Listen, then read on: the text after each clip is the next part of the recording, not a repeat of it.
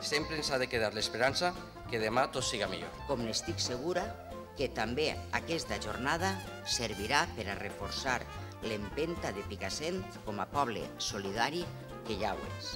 Afavorir la seva igualtat d'oportunitat i el seu benestar és assegurar que aquestes noves vides no es frustren, que estiguen plenes d'oportunitats de creixement, en fi, que disposen d'un projecte de vida que els permeta el seu desenvolupament en plenitud. Muchísimas gracias a la organización IKEA por habernos invitado.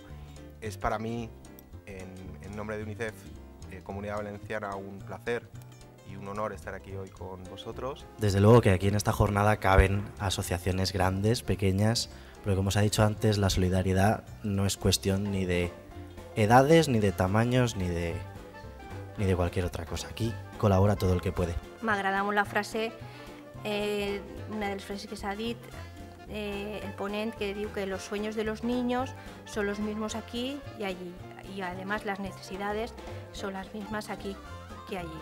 Conseguir buscar famílies d'acollida i realment són les famílies les que fan tota aquesta llavor social. La Hamada de Tinduf, que es una de las partes más inhóspitas y agrestes del territorio, del Sáhara, del desierto del Sáhara.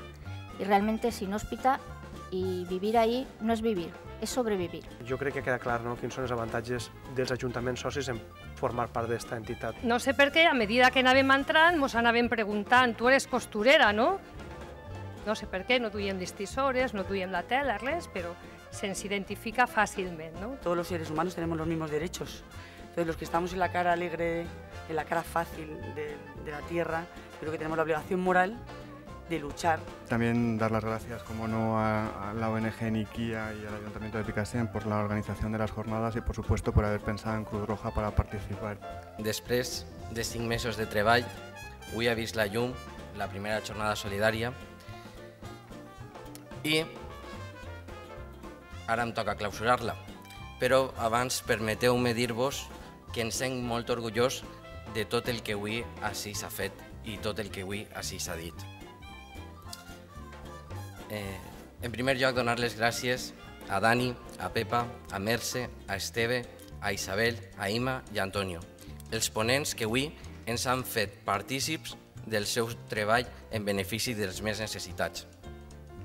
Com ha dit abans Isabel, tots tenim somnis i pot ser desitjar un molt més just i solidari siga un somni que segur que tots els que estem així el tenim present i el compartim. Doncs és cosa nostra el començar a somniar i fer aquests somnis que siguin una realitat. I no me vaig a estendre més i vaig a acabar en un repte que ha fet l'alcaldessa. L'alcaldessa en la inauguració m'ha fet un repte. M'ha dit, Carles, segur que podeu fer una segona jornada solidària. A mi no me se poden fer reptes. Així que vaig acabar com aquestes pel·lícules de por i de terror que tenen tantes sagues. Quan s'acaba la pel·lícula sempre dice això de continuarà. Doncs moltes gràcies.